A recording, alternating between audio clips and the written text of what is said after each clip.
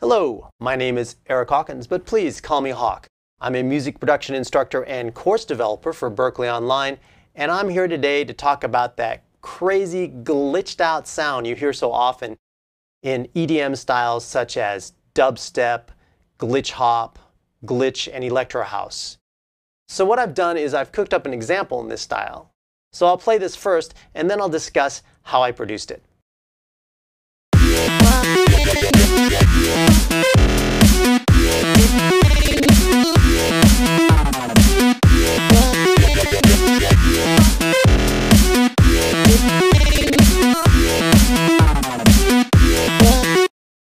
You can take almost any source to create this type of sound, but the most important thing has got to be that they're all in the same key. So either the wave file, the loop, or your scales, make sure you're working in the same key. If you're working in F major, F minor, D minor, whatever, just make sure you're working in the same key. And if you're not sure about the key of a loop and you're not a keyboard player or an instrumentalist, maybe use Mixed in Key, the software program, to determine what key your loops are in, and that'll help you determine which ones are going to work well together. So make sure that the loops that you're working with are in the same key. So all of these loops here are in the key of F minor, and let me cycle through them so you can hear what they sound like.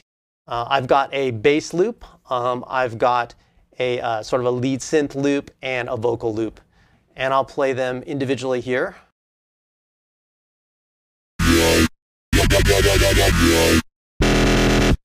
Bass loop.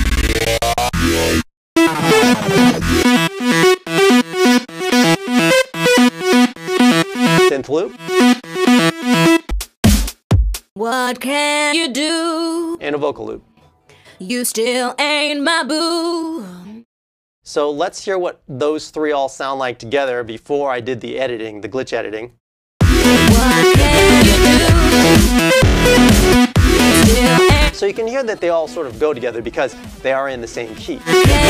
Now the trick with the glitch editing is to start going through this and basically putting your cursor in here and selecting parts that you want to mute.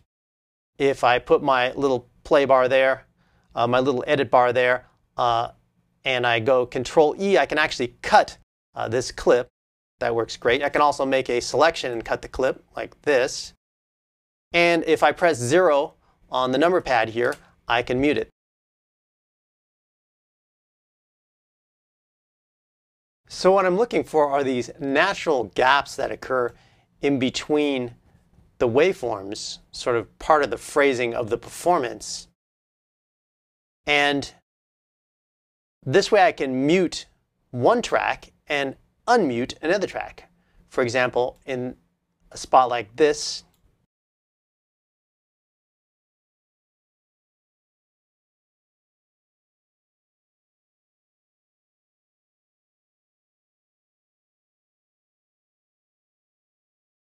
and then I can mute this track here while this track plays. Mute this track here while this track plays. And then that way it's switching back and forth.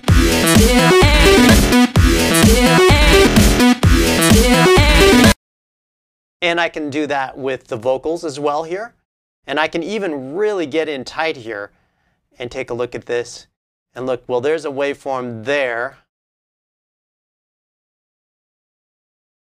So I'll mute this whole line right here. And then I'll go up here and I'll coordinate this here. I can cut this here. Sometimes I'll just go through and I'll cut a bunch like this. Oops, that one was over.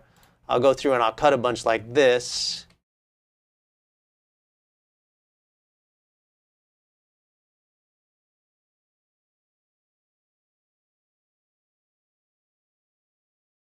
And then I can mute. So I don't want it to play here, but I do want it to play. But I do want this one to play here, and I don't want this one to play here, and I want to hear the bass note there, so I'll mute that. I don't want to hear anything in the bass there, so mute that, mute that, mute that, and mute this one, and mute this one. And then I'm creating this back and forth rhythm of the sounds.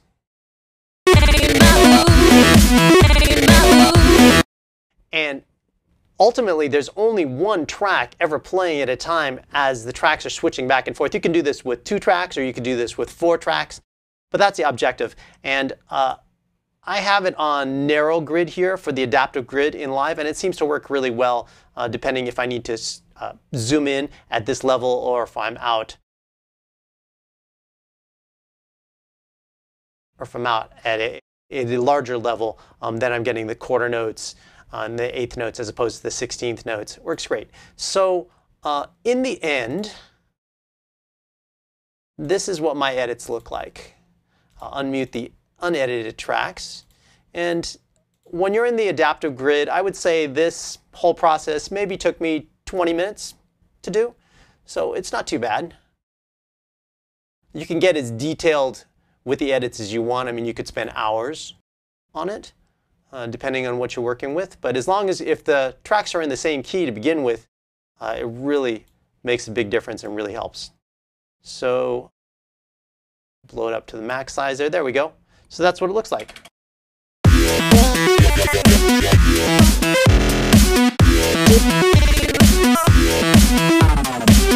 So and you can see here, like, that bass line is playing there and there's no other track playing.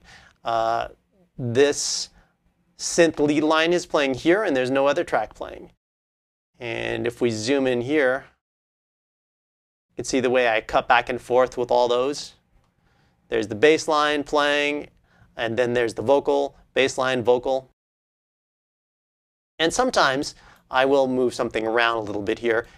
I'm working through the edits if something doesn't quite line up with a phrase. So for this example here, I did indeed, instead of cutting it straight down, I moved this around a little bit so that I could get it just where I wanted it to. And that's how you create that crazy, glitched out, dubsteppy, electro house sort of sound. That's how I create it.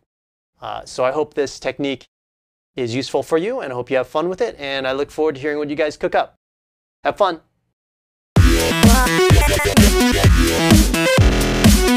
Wow.